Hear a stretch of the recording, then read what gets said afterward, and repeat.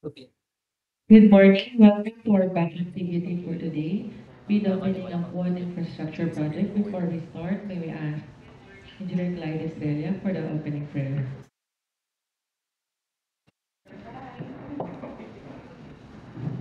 Okay, tayo po'y manalangin. Panginoong Diyos na mapagpalang at hila sa lahat, ay kanatang ng Diyos sa araw po na po na inyong pinigyan ng buhay.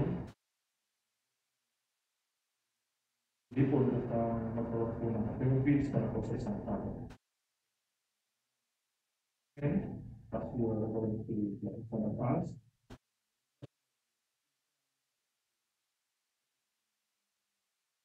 Okay, dahil po ang pagkisa, ito pong aking dalaga sa mga kapakalan.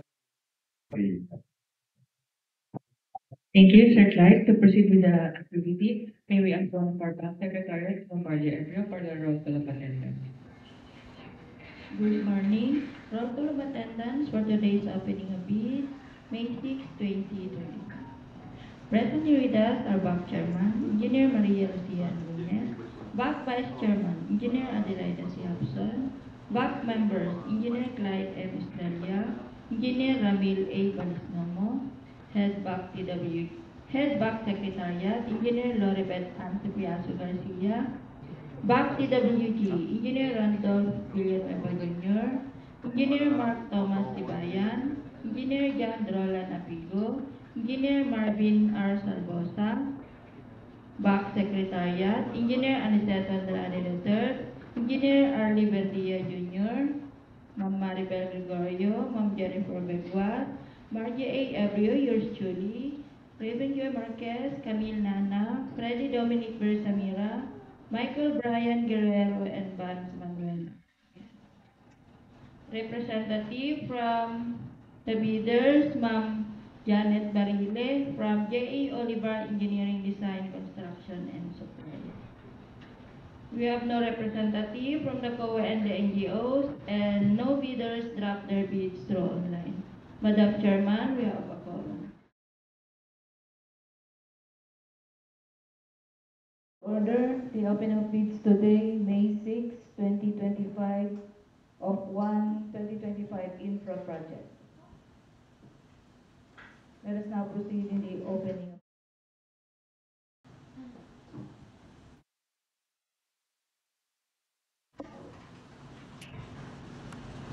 Opening of bids of one infrastructure project under 25 AE 0071.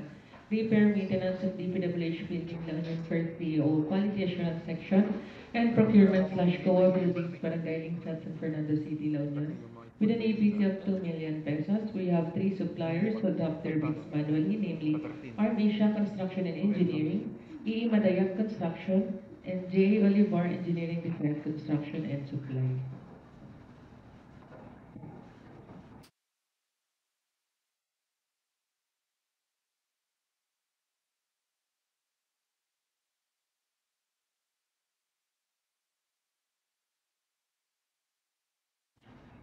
Sasayaw ka ulit.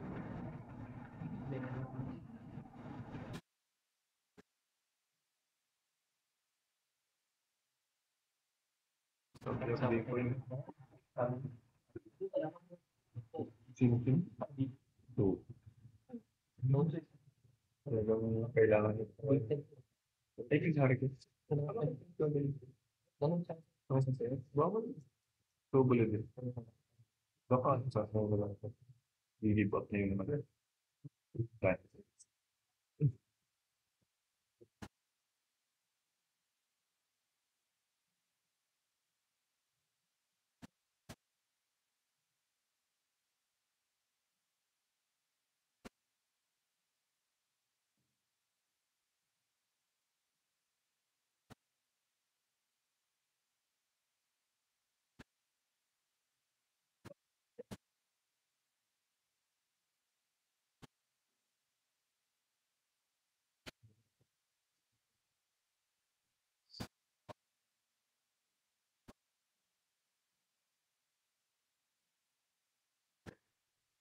Okay na yung quantum ni Mako. Big birds.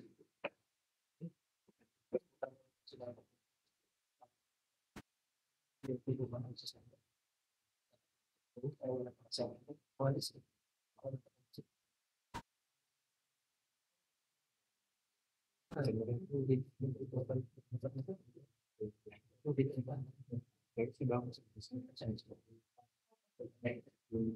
pang mag-sipag. Tapos na natin eh. Award na ang pipin niya. Pili.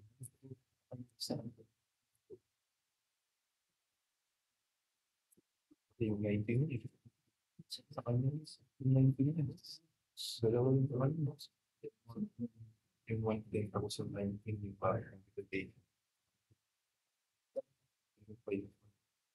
67. Yun naman. 3 na.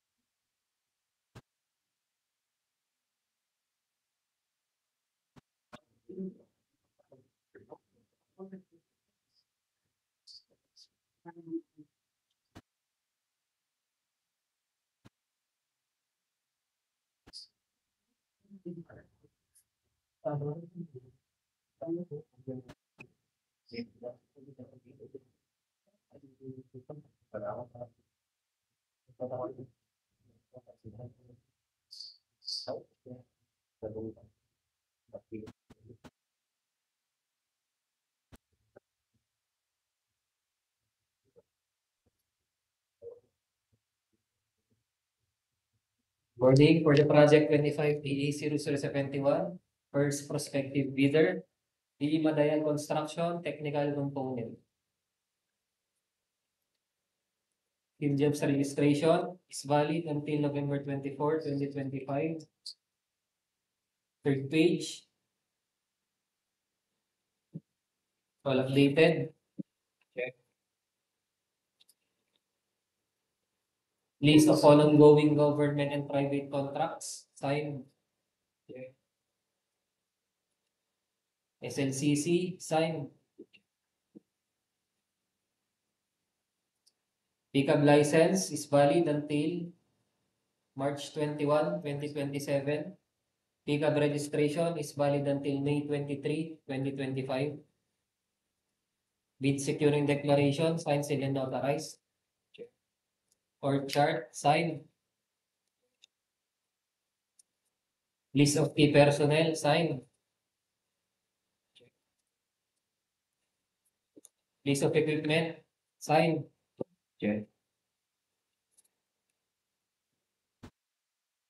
Omnibus sworn statement, signed, sealed, and notarized. Check. NFCC, signed. Check. Pass.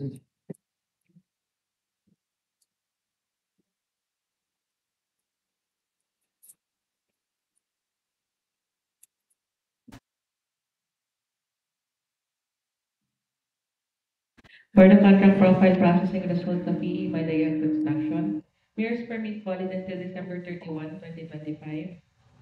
DTI, January 17, 2027. Tax clearance, December 19, 2025. Field jobs registration, November 24, 2025. Pickup license, March 21, 2027. Pickup registration, May 23, 2025. Work experience pass, NFCC pass. Therefore, Madayan Construction is eligible to bid.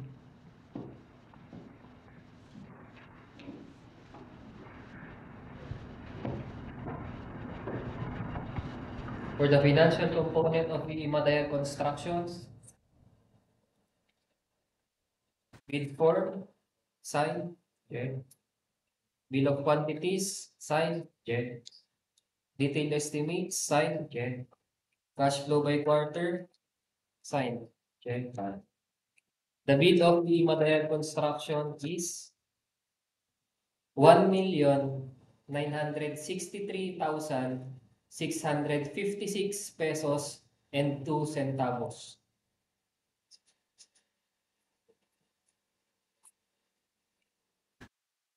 The next prospective bidder, J. Olivar Engineering Design, Construction and Supplies, Technical Component. PhilJEP's registration is valid until November 24, 2025. Third page of PhilJEP's. Updated. Check. List of all ongoing projects, signed. Check. List of all SLCC, signed. Check. PCAB license, valid until December 27, 2025. PCAB registration is valid until June 20, 2026. Bid securing declaration, signed, sealed, and notarized. Check. Organizational chart, signed. Check.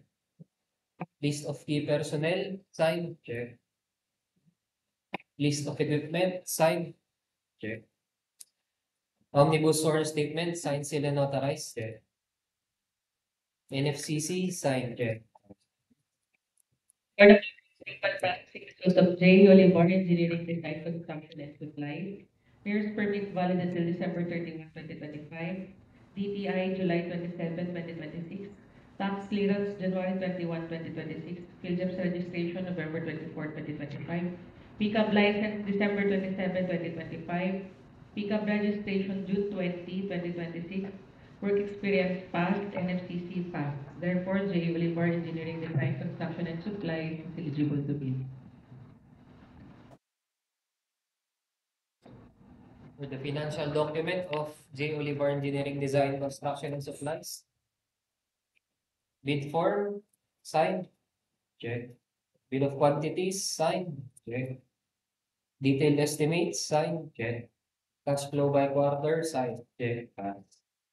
The bid of J. Olivar Engineering Design, Construction and Supplies is 1,949,234 pesos and 55 centavos. For the third and last prospective bidder, Arcasia Construction and Engineering, Technical Component. PhilJEP's registration is valid until March 30, 2026. Third page of PhilJEP's.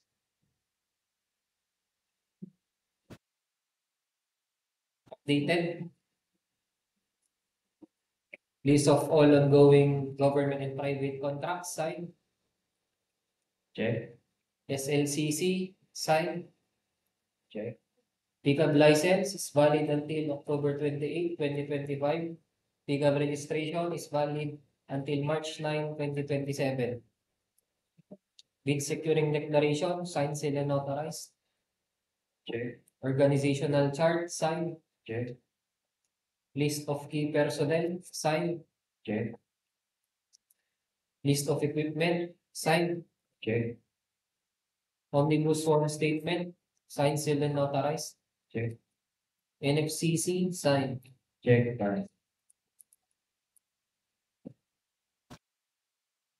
For the contract profile processing results of Arcasia Construction and Engineering, Mayor's permit valid until December 31, 2025. DTI August 1, 2028. Tax clearance August 19, 2025. PhilJEP's registration March 30, 2026. PCAB license October 28, 2025. PCAB registration March 9, 2027. Work experience passed, NFCC passed. Therefore, Arcasia Construction and Engineering is eligible to bid.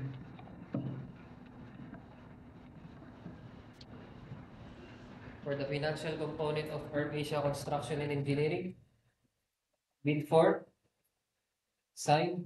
Check. BOQ, signed. Check. Detailed estimates, signed. Check. Cash flow by quarter, signed. Check. The bid of Arcasia Construction and Engineering is 1,970,000 230 pesos and 12 centavos.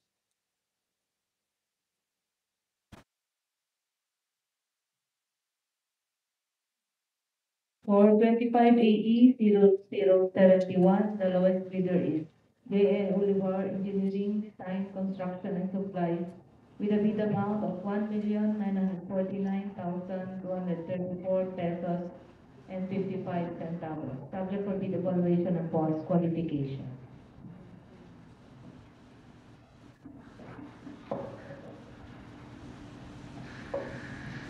Our next bank activity will be tomorrow, the pre-bid conference for our 6 school buildings and the bid of